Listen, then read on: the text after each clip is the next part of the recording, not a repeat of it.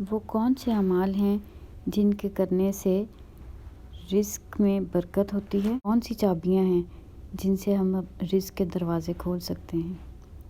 تو قرآن و حدیث کی روشنی میں سب سے پہلی چیز نماز ہے۔ فرض نماز کی ادائیگی کرنے والے شخص سے اللہ پاک کا وعدہ ہے، اس کو جو انعام دیا جاتا ہے فرض نماز کی ادائیگی پہ، سب سے پہلا انعام یہی ہے کہ اس پر سے رزق کی تنگی ہٹا دی جاتی ہے۔ دوسرے نمبر پہ ہے صدقہ۔ آپ صلی اللہ علیہ وسلم نے قسم کھا کر اس بات کا ہمیں تائید کی کہ صدقہ دینے سے مال کبھی بھی کم نہیں ہوتا۔ اس کے بعد ہے استغفار۔ اپنے گناہوں پہ نادم اور شرمندہ ہو کر توبہ کرنا، استغفار کرنا۔ کثرت استغفار جو ہے یہ بھی رزق کے دروازوں کو کھلواتی ہے۔ اللہ پاک ایسی جگہ سے رزق دیتے ہیں جہاں سے انسان کو گمان بھی نہیں ہوتا۔ تو فرض نماز، اس کے بعد صدقہ اور پھر دعا اور استغفار، ان سے انسان کے رزق میں برکت ہوتی ہے اور رزق کے دروازے کھول دیے جاتے ہیں۔ اس کے بعد چاشت کی نماز۔ ہمارے علماء بتاتے ہیں کہ چاشت کی نماز جو ہے اس میں روزی کی برکت رکھی گئی ہے، یہ تنگی کو ہٹا دیتی ہے اور رزق کو کھینچتی ہے۔ اس کے بعد باوضو رہنا۔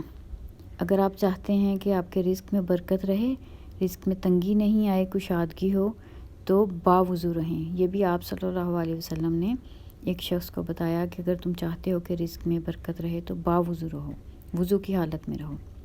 پھر کثرت سے حج اور عمرہ کرنا، یہ بھی رزق میں اضافے کا سبب بنتا ہے۔ اگر اللہ پاک نے اسباب دیے ہیں تو پھر کثرت سے حرمین پاک جو ہیں ان کی زیارت کے لیے جایا جائے۔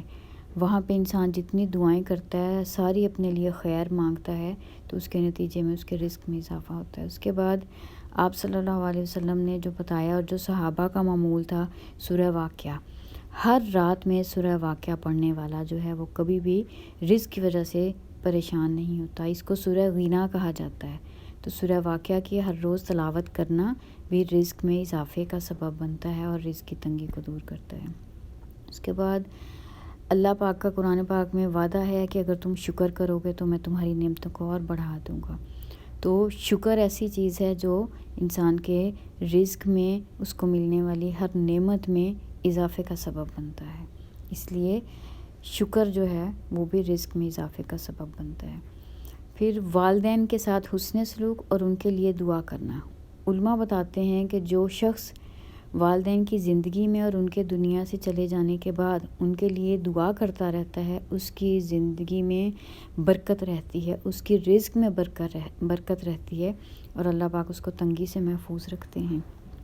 اس کے بعد اگر اللہ پاک نے ہمیں استطاعت دی ہوئی ہے تو جو کمزور، محتاج ہوں، یتیم ہوں، مساکین ہوں، ان کی مدد کرنا کسی بھی صورت میں، کسی طرح سے بھی۔ اگر دوسرے کو کچھ آسانی ہم دیں گے تو اس کے بدلے کے طور پہ اللہ پاک جو ہے وہ ہماری زندگی میں آسانی لائیں گے، تو انسان کی رزق کی دوڑ، اس کی فکر، ہر چیز جو ہے وہ ختم ہو جائے۔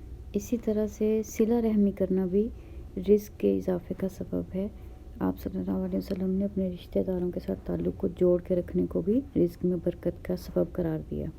ایک مرتبہ ایک شخص نے آپ صلی اللہ علیہ وآلہ وسلم سے تنگی رزق کا ذکر کیا۔ آپ صلی اللہ علیہ وسلم نے 3 باتیں بتائیں کہ جب گھر میں داخل ہو تو سلام کرو، خواہ کوئی گھر میں موجود ہو یا نہ موجود ہو۔ پھر سورہ اخلاص پڑھو اور پھر درود شریف پڑھو۔ یہ بھی ایسا عمل ہے جس کی برکت سے جو ہے رزق میں کشادگی ہوتی ہے۔ تو ان سارے اعمال کی اگر پابندی کی جائے تو یقیناً رزق جو ہے وہ کشادہ ہو جائے گا انشاءاللہ۔